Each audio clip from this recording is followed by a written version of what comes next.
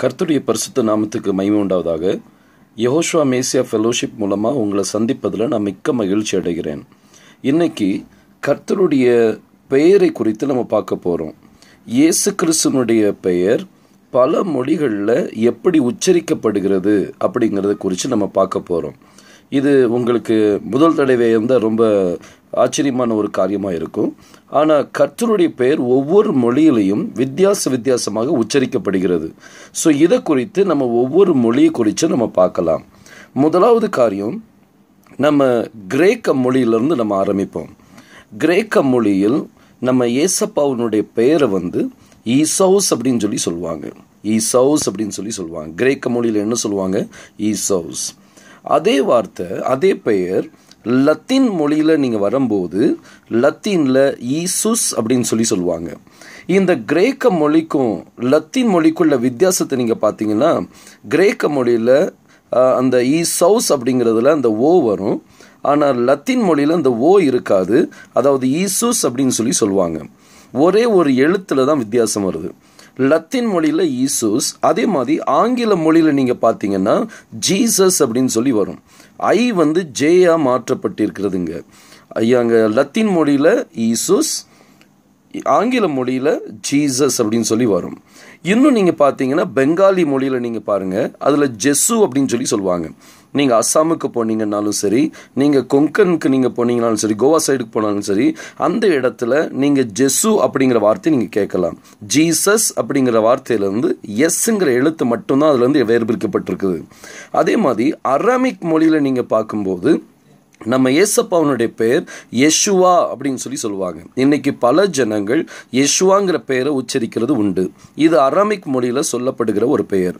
அதே மொழியில் அதே வார்த்தை, அதே பெயர் நீங்கள் ஹிந்தி மொழியில் பார்த்தீங்க அப்படின்னா ஏஷு அப்படின்னு சொல்லுவாங்க. இந்த அராமிக் மொழிக்கும் ஹிந்தி மொழிக்குள்ள வித்தியாசம் என்ன அப்படி பாருங்கள். கடைசியில் இந்த ஏ வரும், யெஷுவா அப்படின்னு சொல்லி வரும். ஆனால் ஹிந்தியில் ஏஷு அப்படின்னு தான் வரும். அது ஒரே ஒரு எழுத்து தான் அதில் வித்தியாசம்.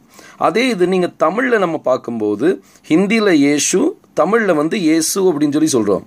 ஹெச் அதில் வராது, அவ்வளவுதான். ஸோ இப்படி தான் சின்ன சின்ன வித்தியாசங்கள் என்ன செய்யுது வருகிறது.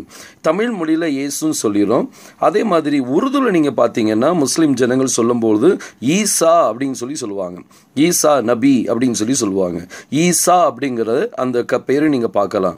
இப்படி கர்த்தருடைய பெயர் நம்ம சுருக்கமாக நம்ம ஒவ்வொரு மொழியிலையும் நம்ம விதவிதமாக நான் கூப்பிட்டு கொண்டு இருக்கிறோம். இப்போ நம்ம வீட்டில் சாமுவேல் ராஜன் சொல்லி ஒருத்தர் இருக்கிறாருன்னா அவங்கள சாம்னு சொல்லி கூப்பிடுவோம், சாமி அப்படின்னு சொல்லி கூப்பிடுவோம், சாமு அப்படின்னு சொல்லி கூப்பிடுவோம். அதே போல கர்த்தருடைய பெயர் பல மொழிகளில் சுருக்கமாக விதவிதமாக கூப்பிடப்படுகிறது. ஆனால் கர்த்தருடைய பெயர் ஒரிஜினல் மொழி, அதாவது எபிரேய மொழியில் என்ன பெயர்ன்ட்டு உங்களுக்கு தெரியுமா? நம்ம எத்தனையோ பெயர்கள் உச்சரிப்புகள் நம்ம பார்க்குறோம். நம்ம உருதுவில் பார்த்தோம், தமிழில் பார்த்தோம், ஹிந்தியில் பார்த்தோம், அராமிக் மொழியில் பார்த்தோம், அதேமாதிரி பெங்காலியில், இங்கிலீஷில், லத்தீனில், க்ரீக்கில் நம்ம பார்த்தோம். ஒவ்வொரு மொழியிலையும் வித்தியாசமான உச்சரிப்பை நீங்கள் பார்க்க முடியும். ஆனால் இதில் எது கர்த்தருடைய பெயர் அப்படின்னு பார்த்தீங்கன்னா, எபிரேய மொழியில் கர்த்தருடைய பெயர் யெகோஷுவா அப்படின்னு சொல்லி கொடுக்கப்பட்டிருக்கிறது.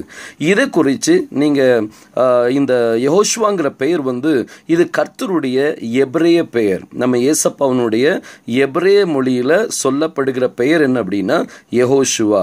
இதனுடைய ப்ரூஃப் நீங்கள் பார்க்கணுன்னா நீங்கள் நிறைய பைபிளில் நீங்கள் பார்க்கலாம். ஸ்கோஃபில் பைபிளை திறந்து பாருங்கள். மத்தேயு 1:21 நீங்கள் பார்க்கும்போது அதில் இயேசுங்கிற பேரில் ஒரு சின்ன ஸ்டார் மார்க் போட்டிருப்பாங்க. அதை நீங்கள் ஃபுட் நோட்டில் நீங்கள் பார்த்தீங்கன்னா அதில் உங்களுக்கு யெகோஷுவான்னு சொல்லி கொடுக்கப்பட்டிருக்கும். இது Scofield Bible, Dake's Bible, open Bible, இப்படி பல பைபிளில் நீங்கள் பார்க்கும்போது இந்த யெகோஷுவா பெயரை நீங்கள் பார்க்க முடியும். ஸோ இந்த யெகோஷுவாங்கிற பெயர் பல மொழிகளில் நம்ம சுருக்கமாக கூப்பிடுறோம்.